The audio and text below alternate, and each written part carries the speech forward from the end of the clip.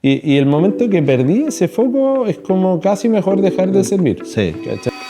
En pos de calibrarnos, pero ya venís desalineado total, llegáis a la iglesia, la alabanza pasó por arriba, la prédica entró por una oreja, salió por la otra, te fuiste, apenas alcanzaste a agarrar un café, te vas de mala gana y si alguien te pregunta "Oye, ¿cómo estuvo la iglesia?", estuvo refome. Entonces es como gracioso que este tema del diezmo de alguna manera está conectado con Dios y su carácter de ser siempre igual.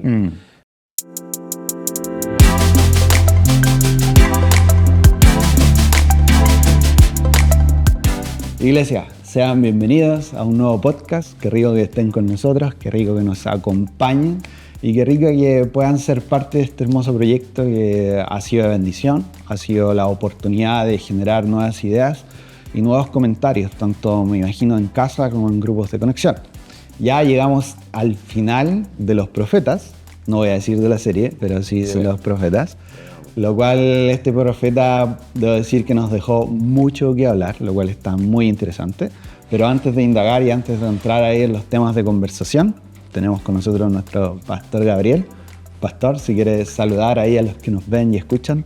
Bueno, darles también la bienvenida, agradecer que hayan aguantado los 12 profetas no tan menores, porque los mensajes igual eran fuertes, eran heavy, y sin embargo como que creo que nos fuimos como desafiados pero bendecidos cada fin de semana, y eso, bueno, eso es, así es la palabra de Dios, aunque parezca como difícil y densa, si nosotros dedicamos tiempo, oramos, buscamos de Dios, esa palabra nunca vuelve vacía, algo que siempre trae algo a nuestras vidas, así que fue un lindo desafío. Yo no sabía cómo iba a resultar.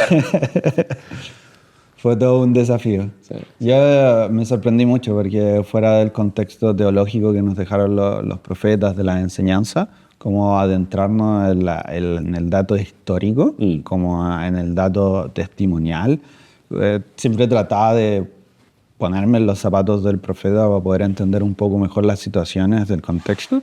Y casi fue como una lectura testimonial de más hechos donde Dios estuvo involucrado, pero desde la otra vereda, como desde del tiempo anterior, más antiguo, y entender cómo ellos vivían la futura venida y profetizaban sobre todo eso. Era increíble cómo hacer ese paralelo y como tratar de ponerme en esos zapatos. Lo encontré muy bueno. Sí. Como historia me gustó mucho. Lo como muy positivo de cuando estudiamos la Biblia y estudiamos profecía, vemos cómo se fueron cumpliendo. Y eso debiera darnos mucha esperanza, eso debiera motivarnos mucho. Sí. Y a veces siento que nos pasa lo contrario, como que nos dormimos, como que pensamos que, no sé, Jesús nunca va a volver, como muchas de las cosas que siento que le pasaban al pueblo de Dios, y por algo están ahí, están para enseñar, están para enseñarnos a nosotros también. O sea, que podamos hacer ese clic y decir, mira, todas estas cosas se fueron cumpliendo con el pueblo de Dios. Después, las que apuntaban a Jesús también se fueron cumpliendo. Entonces, como, ¿y qué pasa con las finales, estas profecías finales? También se van a cumplir. Sí. Entonces ahí tenemos que como tener ese cuidado en el sentido de cómo vivo, cómo trato de transmitir estas verdades a otros, y cosas como oye, esto es serio, y de verdad que, bueno, lo hablamos varias veces, deberíamos ser expertos en el tema de la esperanza, deberíamos ser expertos en el tema de qué propone la Biblia más allá de esta vida. Y creo que es una linda forma de como decir, mira, muchas profecías del pueblo de Dios, muchas profecías de la venida del Mesías, y hay muchas profecías de la segunda venida. Sí, o sea, no, fue bueno. Yo me tomo de lo último, que fue como yo en mi mente humana, como que tiendo a olvidarme de cosas, y creo que a todos nos pasa, pero entender que se profetizaron cosas que después se cumplieron, y así sucesivamente, y ahora que estamos a la espera de ciertas profecías, ¿cómo no se van a cumplir? Entonces eso estaba interesante. Y bueno, adentrándonos en eso y entrando en lo que es el profeta, siempre estas conversaciones hay mucho contenido que dar. Sí. Pero algo muy interesante de Malaquías, o sea, hubieron muchos puntos interesantes, entre ellos 6 que fueron las disputas, pero entrando en tema, y quizá un tema no menor, y que me gustó mucho, que era el tema de la duda, cómo Malaquías parte un poco y parte mencionando esta idea de dudas de la fidelidad de Dios. ¿Somos rápidos para dudar o no? Y eso lo encontré, ¿verdad? Sí, sí. Fidelidad y amor, puntualmente. Sí. O sea, como que, bueno, con cada uno de los estudios, uno como que empieza a agarrarle como, este profeta escribe así o transmite así. Y a mí me chocó la forma que él escribía. O sea, decir, este Dios que tuvo un cuidado único con esta persona, ¿cierto? Después esta familia, estamos hablando de Abraham, después la familia, después todo lo que sucede, después se convierten en una pequeña nación, después, y como tener la audacia de responder, como, ¿y cuándo no has mostrado amor a nosotros? Sí. O sea, de verdad que me chocó, así me chocó, y cada una de las disputas es igual. O sea, Dios dice algo, y el pueblo, en este caso, responde así como súper como insolente, como un adolescente, como eso hablando con la sus atención. Papás. Yo igual cuando partió con el tema de la duda, dije, aquí tenemos un montón, porque dije, ya, somos muy rápidos para dudar. Socialmente se nos incita a cuestionar mucho todo, como que hasta en el mundo del comercio, en distintas situaciones. Y aparte de eso, yo le sumaba nuestra cultura chilena del más vivo. Entonces, como que siempre está el tema, oye, ¿le creí o no? No le creo, como que cuestionamos todo. Alguien pasa pidiendo plata y es como el tiro, ¿será verdad? ¿Será mentira? ¿Está cojeando de verdad o no está cojeando? Y como que pensaba de que tenemos nuestra cultura socialmente y aparte nuestra fe o nuestra humanidad nos llevan o son puntos que nos influencian a dudar. Y ahora Malaquías abre este debate o este punto de conversación y dice, oye, ¿están dudando? ¿Son rápidos para dudar? ¿Por qué están dudando de la fidelidad? Sí, es que cuando la mirada la hacemos muy corta, cuando miramos como una semana en vez de una década, les decimos, bueno, podemos dudar. Claro.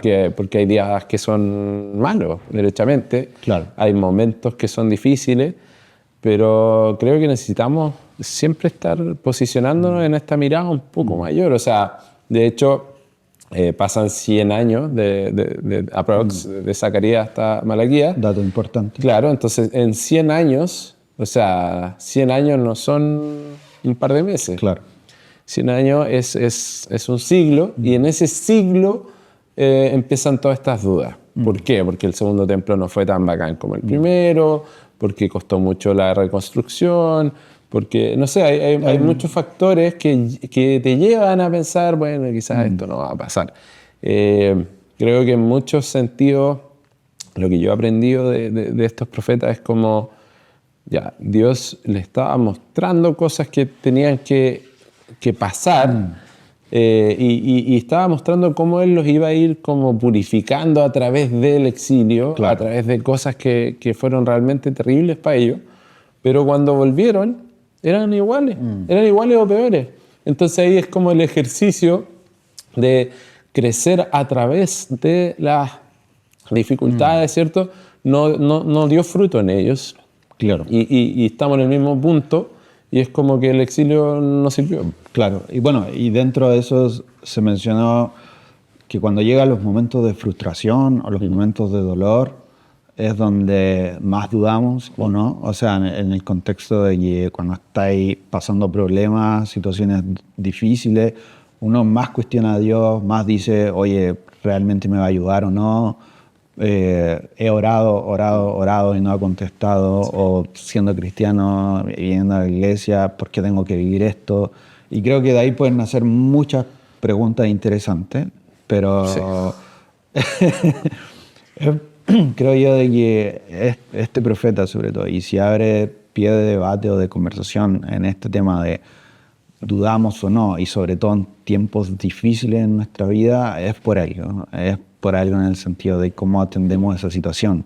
Estamos pasando un tiempo difícil en nuestra vida, nosotros, ustedes, o sea, la respuesta lógica sería más tenéis que aferrarte a Dios, claro. Pero realmente lo hacemos o no, era interesante. Sí, o sea, me parece que justo estábamos conversando antes de cámara, antes de prender las cámaras, pero es como que tampoco es correcto, creo, esta visión como de hice todo mal por 10 años, Señor, ven a ayudarme, ¿me entendí? Claro. ¿No? Como sí, a veces el Señor interviene de manera milagrosa, pero si no lo hace, ¿es malo por no hacerlo? O sea, pongámosle el caso de, no sé, pues de nuestra salud. O sea, claro. Nos alimentamos de manera terrible, por 10 años no nos cuidamos, no hacemos ejercicio, cosas que sabemos que nos van a afectar a la larga. Claro. Y nos llega una enfermedad complicada y después como que queremos orar por sanidad. Y yo, o sea, yo oro por sanidad, ¿me entendí? Pero no es, creo que no es justo decir, oye, pero por 10 años, ¿por qué no hiciste lo que sabías que iba a ser más beneficioso para tu salud? Entonces, como que siento que eso pasa a veces en los matrimonios. 10 años de no invertir en el matrimonio, de no amarse, de no cuidarse, de no... Y después estamos en una crisis y queremos que Dios lo solucione de la noche a la mañana porque lo oramos. Claro. No me parece lógico, no me parece correcto. Pienso que podemos orar que Dios salve un matrimonio, claro. Podemos orar que Dios restaure nuestra salud, pero creo que tiene mucho más sentido que vaya acompañado a una decisión de cambiar. Claro, hay que ser consecuente y eso está bueno. De hecho, por ahí anotamos y sobre todo ese tema se acoge a una de las disputas, que son los temas principales quizás del profeta, pero me gustó mucho esa idea de que a veces oramos por una respuesta mágica. Claro. Y echamos por la borda el proceso, lo que tú mencionabas. Y, o sea, es como, no sé, soy bueno para comer, como, y después me da un problema al corazón y me digo a mí mismo, ¿por qué, Señor, me sucede esto a mí? Y claro, me veo ahí echado comiendo McDonald's todos los días. No digo que no lo haga, pero bueno. Sí, tenemos que salir rápido del tema de la comida porque nos van a odiar todos. Claro. Pero bueno, entrando a las... Es un buen ejemplo porque es muy práctico, pero sí, o sea, es como, de verdad, como, mira, podemos orar con toda la fe, podemos orar porque Dios haga milagros, y yo los he visto en mi propia vida, entonces pero no los veo todos los días, a cada rato y en cada momento. O sea, nuestra existencia ya es un regalo, es un milagro. O sea, hay otras cosas que son milagrosas en todo momento. Exacto. Pero de verdad que no es, o sea, ni siquiera todos los años ves un milagro así como, necesito un milagro económico, necesito un milagro de salud, necesito un... No, pero cada uno de nosotros ha visto a Dios intervenir de manera increíble y gloria a Dios por eso. Claro. Pero un poco lo que hablamos ahí nos saltamos al otro punto. Es como si a los cristianos nunca les pasara nada malo. Claro. Todos empezarían a decir, a los cristianos nunca les pasa nada, me voy a hacer cristiano. Estuvo buenísimo. De hecho, ese tema es temazo igual. Porque ahí remataste mucho con la idea de Dios quiere que lo escojamos por elección, por anhelo de nosotros. No es algo mágico, no es algo... Tomarlo por quien Él es, claro, no por lo que Él hace por nosotros. Exacto. Que ese orden es muy importante. Es muy clave. Y cuando dijiste eso, es como, wow, o sea, ahí todo cobra sentido. O sea, o sea, un sinfín de ejemplos como burdo, que era para aclarar la situación, y está súper bien. Pero claro, si sucediera eso, es como todos irían por interés por Dios y no sería una decisión de corazón. Cada almacén de barrio se llamaría Ebenezer y ninguno quebraría nunca. Llegarían a ser más grandes que el Unimark, ¿cachai? Claro, o sea, es como, y todos dirían, hay que hacerse cristiano y hay que ponerle Ebenezer al almacén porque ahí está grito y plata. Sí, no, y si le pongo iré, me va a ir mejor aún. Entonces... ya es un debate teológico. Sí, ahí entramos en temas duros, pero claro, y eso da mucho sentido al tema de cómo nosotros vivimos, cómo tomamos nuestras decisiones, ¿Cómo decidimos amar a Dios? Yo por ahí anoté y dije, dentro de las ideas que se conversaron, salió una pregunta que me llamó mucho la atención, que venía vinculado con esto, que era ¿cómo podemos amarlo de forma real? Sin tener que depender de los intereses o de lo que Dios puede darnos, sino que de una forma genuina, de una forma única y que solo de una forma de poder entregar, sin esperar nada a cambio. Sí, esa es la pregunta más antigua del libro. Puede ser. Sí, porque yo creo que el proyecto humanidad es un anhelo de Dios de estar en una relación real de amor con nosotros, su creación. Entonces, cuando lo rechazamos en el jardín, porque está esta idea de como, bueno, parece que Dios... está la duda de nuevo. Parece que Dios tiene algo bueno y no me lo quiere dar, que es este árbol del conocimiento del bien y el mal, ¿cierto? Entonces, es como yo siempre lo pienso así. Si ese árbol no estaba, entonces la humanidad no tenía forma de rechazar a Dios. Claro. Por ende, estábamos programados para amarle siempre en un entorno paradisíaco. Y desde mi perspectiva, yo lo prefiero. Está bueno amar a Dios, ¿cierto? Pero Dios no quería robots. Dios quería personas que lo amaran y tuvieran una relación genuina con Él. O sea, nos crea a imagen y semejanza de Él con capacidad de tomar decisiones y de decidir. ¿Cachai? Sí. Entonces, ahí es muy importante pensar en esto, Dios que nos... Bueno, es imposible amarle sin ningún tipo de interés porque Él nos amó primero a nosotros y estamos respondiendo a su amor, pero al menos... podemos intentar. Exacto, podemos tomar una decisión consciente y caminar en esta obediencia. Y para Jesús, Él decía, o sea, si me aman, obedezcan mis mandamientos. Claro. O sea, para Él el amor y la obediencia van muy de la mano. Entonces, es muy lindo pensar en amar, conocer más a Dios, amarle y obedecerle y que nuestra vida vaya alineada. Y ahí, claro que vienen bendiciones y viene esa vida abundante de la cual hablaba Jesús. Sí. Pero no hay que... El orden no es así invertido. Exacto. De hecho, o sea, y dando contexto un poco, estamos hablando casi de la última disputa, que era la 6, pero y abriendo esta idea de pregunta un poco complicada, también se mencionó por qué servimos a Dios. Y volviendo a la idea que mencionaba al principio, escogemos a Dios por elección. O sea, es la idea de elegirlo a Él por lo que es, por quién es. Y nace esta segunda pregunta, que es como, ¿por qué tú sirves a Dios? Y cuando se mencionó, cuando creo que mencionaste en el púlpito, en conjunto, seguido con todo este tema y este contexto, para mí fue de impacto, porque quizás es una pregunta que he conversado, he dialogado, pero siempre me la hago, en el sentido de que cuando logro calibrar la respuesta, logro calibrar mi vida. Como que logro encajar todo y decir, yo sirvo a Dios por tal razón. Y eso lo encontré buenísimo, y eso, bueno, que era el último punto de la última disputa. Pero era un tema que abre mucha conversación. Es que es muy lindo porque, en el fondo, cuando tú te alineas en ese sentido, ¿por qué sirvo a Dios? De repente pasan meses, hasta años, de tiempos como increíbles con Dios, como sirviéndole, como entregando todo, y aún así no sintiendo, o sea, igual siempre hay que cuidarse del cansancio, pero cuando tú estás alineado en el por qué sirves a Dios y no como, oye, pero este otro, oye, pero los malvados son exitosos, oye, pero, ¿cierto? Cuando yo amo al Señor, lo amo, estoy en el proceso de intentar amarlo por sobre todas las cosas, entiendo que Él es muy bueno conmigo, quiero servirle, es que la vida se pone así como una aventura épica y uno dice, ya, no importa, nos faltó esto, pero logramos esto, no sé cómo vamos a solucionar esto, pero yo pienso, no sé, cuando renovamos los techos y después nos fuimos a renovar los techos de otras iglesias, como momentos que tú decís, oye, qué bacán servir a Dios,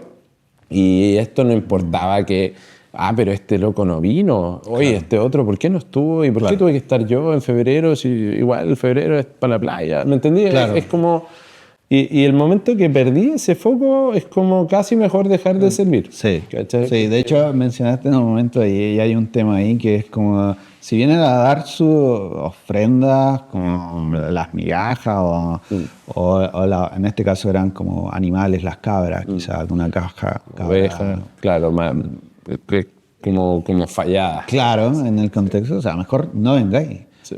Y me llama la atención en el sentido de que si venís de mala gana, si venís con el objetivo errado, Claro. luego mejor, o sea, quizás suene drástico, pero calíbrate, Sí. realíñate y ven, porque Sí. si no uno viene o sea, me pongo en el lugar porque a mí igual me ha pasado, o sea, y creo que a la mayoría de nosotros nos ha pasado, que a veces venimos a la iglesia en pos de calibrarnos, Claro. pero ya venís, o sea, desalineado total, llegáis a la iglesia, la alabanza pasó por arriba, la prédica entró por una oreja, salió por la otra, te fuiste, apenas alcanzaste a agarrar un café, te vas de mala gana y si alguien te pregunta "Oye, ¿cómo estuvo la iglesia?", estuvo refome. Claro. Entonces como muchas cosas que juegan si uno no logra reorientarse o recalibrarse. Hace unos días compartíamos con el grupo Conexión una idea bastante interesante que le venía dando mucha vuelta, de que era por qué uno pierde la pasión en ciertas cosas. Y me hacía sentido con esto porque era como una descalibración en mi objetivo. Y me daba cuenta de que cuando perdía la felicidad o la alegría en lo que estaba haciendo, la pasión se me iba a la chuña y la pasión se convertía en una responsabilidad y en una carga. Y si era una carga, era algo que no disfrutaba. Y me di cuenta de que cuando empiezo a disfrutar, cuando empiezo a encontrar alegría en lo que estoy haciendo, empiezo a generar una pasión internamente que empieza a liberar cualquier tipo de excusa. Claro. Y fue como una respuesta que encontré a esa calibración de que me dije, oye, ¿por qué me da lata hacer esto? Claro. Y ahí empecé a recuestionarme todo. Y dije, claro, no estoy siendo alegre, no encuentro una alegría en esto y por ende no voy a tener pasión. Pero bueno, quizás da para otra cosa. Pero me gustó mucho la idea de a veces ser tajante en esto de loco, si no estáis bien calibrado, porfa, replantéatelo, Claro. porque es la oportunidad, o sea, no dejes pasar el momento. Sí. No, estuvo buenísimo ese punto. Y bueno, es chistoso, ya este es la sexta disputa, es la primera que estuvimos conversando todo este rato. De 6, y familia, ahí son 6 y hemos recién conversado una. Pero hay una que no quiero dejar pasar, yo creo que no, o sea, nos van quedando pocos minutos. Pero siempre es un tema del cual me gusta hablar porque genera tabú y cierta incertidumbre, dudas, conflictos y a veces hablan, a veces no y hay muchas opiniones sobre esto y es sobre el diezmo. Y que bacán que acá como que el profeta venía de esta seguidilla de disputas como de estos respuestas contra respuestas y vamos dando y llegamos al tema del diezmo. Un momento crucial, ya que salieron temas muy potentes. Y me quiero quedar con una frase dentro de esto, que es donde, bueno, hay varias frases que tengo anotadas, pero dos de ellas principales que a mí me gustaron mucho es, el diezmo va más allá del dinero y donde gastas es donde tienes tu corazón. Quizás dos puntos un poquito más alejados unos de otros, pero que canalizan en una misma situación que va dentro de nuestra economía, dentro del diezmo, dentro de lo que nosotros entregamos, cómo lo entregamos, dónde gastamos y quizás un poco lo que venías conversando de cómo lo estamos haciendo con nuestra vida. Bueno, harto que conversar. Era la disputa 5. Sí, la 5. Partimos de atrás para adelante, pero bueno. Y sabíamos que no íbamos a poder hablar de todas, entonces ahí como fluye la conversa. Esa disputa parte con Dios diciendo, yo no cambio, yo soy siempre igual. Y esa es la razón que ustedes están acá hoy. Porque si yo cambiara, los habría exterminado hace rato. Así. Entonces es como gracioso que este tema del diezmo, de alguna manera está conectado con Dios y su carácter de ser siempre igual. Un Dios, y lo hemos estudiado, ¿cierto? Lento para la ira, grande en amor, todas estas cosas todas estas características de Dios. Entonces después Él les dice, como que, oye, ¿y ustedes como que llegaron al punto de robarme. Y la respuesta del pueblo es, pero ¿cómo nosotros los hombres le vamos a robar a Dios? Y él le dice puntual, en los diezmos. Entonces eso es un poco distinto para nosotros, pero ellos tenían toda una cultura y un sistema y una estructura que había que sostener. Claro. Y eso que había que sostener era el templo, las personas que trabajaban ahí, en el templo se hacían los sacrificios, pero en el templo también estaba la instrucción, en el templo, o sea, era un centro cultural, espiritual, había mucho que pasaba en el templo. Entonces, había muchas instrucciones del pueblo de Dios, reiteradas en la Torá, de dónde, cómo tenían que dar, qué tenían que dar. Y el diezmo, el 10%, Claro. Era el punto de partida. Claro. De verdad que ellos daban mucho más que eso, si lo sumáis, puede ser cerca del 30% lo que daban. Es interesante porque se menciona como el punto de partida y nosotros hoy a veces lo entendemos como la meta, como el punto final. Sí. O sea, es que qué lindo sería como... Porque el texto es como que me chocó en el buen sentido esta vez. Como que veía a un Dios como expectante, anhelando derramar muchas bendiciones sobre quienes le creyeran en esta área. Claro. Y lo encontré súper lindo, porque yo dije como, wow, qué bacán debe ser para Dios cuando nosotros, sus hijos, porque es un tema de confianza. Claro. Y es un tema de alinearse y un tema de poner el corazón en el lugar correcto. Claro. Entonces, qué lindo debe ser para Dios decir como al fin me creyó. Lo primero que hizo fue tomar y apartar algo. Totalmente. Y yo imagino, o sea, el texto dice como pruébame y ve si no estoy como esperando con unas ganas como enormes de, así como de bendecirte. Entonces, si le empezás a creer a Dios en esta área, yo creo que Dios como que va a entender que tu corazón no se va a alejar. Tú no vas a ir tras la plata, porque ya calibraste. Entonces Dios te puede dar más, ¿cachai? De hecho, me gustó mucho eso porque a modo personal y en nuestro modo matrimonial, el diezmo es mi ancla para no descalibrarme. Y como que digo, en el buen sentido, con muchas cosas, aprendí mi lección y me gusta diezmar.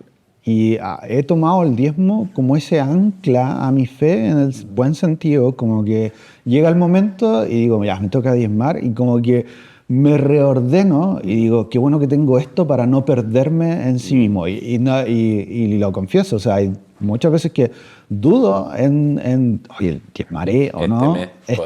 ¿Podré diezmar? O te llegan las lucas y decís, oye, ¿qué pasa? Entonces... Pero me fue bien, claro, vale harto. Claro.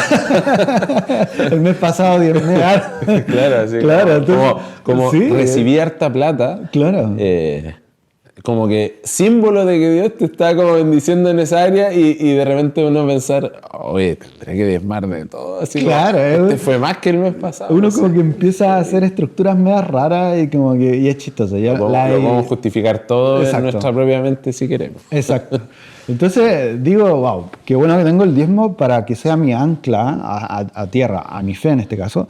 Y tomándome de eso, se mencionó una perspectiva muy buena, que era en relación a los pueblos que querían ser parte de este movimiento de generosidad. Y cuando mencionaste eso, yo nunca lo había visto de esa perspectiva. Como el Nuevo Testamento. Claro. La iglesia primitiva. Que quería ser parte de esta idea, de esta idea de generosidad, de esta idea de dar. Sí. Y yo dije, yo nunca me había puesto en ese lado, porque siempre veía, en mi primera etapa era como el diezmo algo... Así dije, ya voy a esforzarme en diezmar, como que voy a poner a prueba de Dios y voy a lanzarme a la piscina y como que ya es como toda una prueba de fe en ese instante. Sí. Me lancé, lo hice hace años atrás, bien, excelente, la mejor decisión que pude haber tomado y siempre lo mantuve en esa atmósfera. Pero cuando se mencionó en esta idea de pueblos que querían ser parte y yo autodecirme, quiero ser parte de un movimiento de generosidad. Y ahí no hay números, no hay monto, no hay estructura, no hay nada, sino que las ganas de ser parte de esto que está haciendo Dios. Y ahí dije, y ahí la perspectiva del diezmo dio otra vuelta. Sí, y de hecho creo que, bueno, en otro momento tendremos que estudiarlas, pero Filipenses y en 1 Corintios hay textos muy lindos que hablan de como bueno, se ven las dos caras, así como en un momento, por ejemplo, en 1 Corintios como está la idea de como, oye, hagan una colecta el primer día de la semana para no tener que estar pidiendo. Entonces había gente que no quería dar tanto, pero por otro lado es como, oye, a ustedes que estaban pasando por mucha necesidad, me pidieron de manera como intencional ser parte de la colecta para la iglesia y los hermanos en Jerusalén. Entonces, como la idea de que el evangelio se había extendido y estas iglesias Pablo estaba haciendo una colecta porque Jerusalén estaba pasando dificultades, hambre económica, todo. Entonces era como la vuelta. Y iglesias que tenían dificultades como la de Filipo, así como ellos queriendo ser parte. Y eso es muy heavy y es muy bacán. Sí. Y ahí pienso, el diezmo no es el objetivo final. Claro. Podríamos hablar mucho rato de si el diezmo es bíblico según el Nuevo Testamento o no. Para mí no es el punto. Totalmente. Para mí el punto es, está bueno como sistema. Claro. Si yo sé y valoro la iglesia, puedo decir, yo soy parte de esto. Claro. Y después tuvimos otro ejemplo muy tangible, que era los testimonios de lo que pasó en Ecuador con niños que hemos apoyado por ya 8 o 9 años, ver cómo ellos llegaron al Señor, cómo sus familias llegaron al Señor, cómo están incluso sirviendo y trabajando, bendiciendo a otros. Es como, para mí esos son los extras y de verdad, o sea, seamos generosos en nuestra iglesia, diezmemos o más, ¿cierto? Ofrendemos, llámenle lo que quieran. Claro. Y cuando ocurren pequeñas oportunidades como esta, hacemos como, me sumo totalmente con un niño para apoyarle en su alimentación, en su como after school que tienen, ¿cierto? Entonces lo podéis como hacer como grupo de conexión, o sea, pero como cultura de generosidad radical va a mostrar que nuestros corazones han sido transformados radicalmente. Eso estuvo muy bueno, como que, como tú lo dijiste, el diezmo, el poner una cifra que yo entrego a Dios no es el objetivo, sino que al final es dar con generosidad, ser parte de lo que estoy. Y quizás viene con lo que veníamos conversando. Yo voy a diezmar no porque espero que Dios me inunde de bendición y cosas, sino que voy a diezmar porque le creo a Dios y quiero ser parte de este movimiento de generosidad. Entonces, como que en esas perspectivas hay mucho poder, creo yo. Súper. Pero bueno, familia, solo alcanzamos a parafrasear dos puntos de los 6, por así decirlo, así que la invitación está más que hecha. De aquí, por favor, sigan conversando en su grupo de discusión. 2,5. Sí, algo tocamos del primero. Sí, puede ser. Sí. Que sigan conversando y la idea es que sigan explayándose en estas ideas que están muy buenas. O sea, 6 puntos muy relevantes que pueden dar para una sola reunión de grupo de conexión, un solo podcast, una sola predica. Entonces, como que es harto contenido. Sí. Así que ya para ir cerrando, Pastor, si tuviera que resumir su predica en un minuto. Pero... Con los profetas descartamos un poco esa pregunta. Vamos a volver después. Sí. No, Pastor, para ir cerrando, palabras al cierre para los que nos ven y escuchan. Animarles. Hicimos este estudio de 12 profetas menores y nos damos cuenta que su mensaje fue claro, fue importante, nos desafió. Y así es la palabra de Dios. Claro. Y en un momento incluso del texto hablaba de este remanente fiel que se juntaban y valoraban las escrituras. Y pienso como que lindo ser una iglesia que trata de ser un remanente fiel en estos tiempos, que ama las escrituras, que las escudriña, ¿cierto? Y que estamos en constante proceso de crecimiento. Les animo a que sigamos siempre juntos buscando más de Dios y que, bueno, que disfrutemos. La iglesia está en un momento lindo y yo siempre como que veo que puede ser mucho más y en el ámbito personal, en este ámbito de poder hacer más, ser más generoso en el ámbito de crecer espiritualmente, obedecer a Dios y mostrar el amor de esa forma. Es como, creo que estamos como ahí, como en un trampolín, así como, y de repente vamos a dar el salto triple mortal y vamos a caer en un clavado perfecto, pero estamos como ahí. Ahí esperando. Y es increíble, o sea, lo que Dios está haciendo es muy bacán, pero yo siento que no, o sea, que falta hay mucho más. Sí, hay mucho más. Buenísimo. Sí. Familia, gracias por acompañarnos hasta este minuto y nada, los esperamos en el siguiente podcast y cuídense y nos estamos viendo.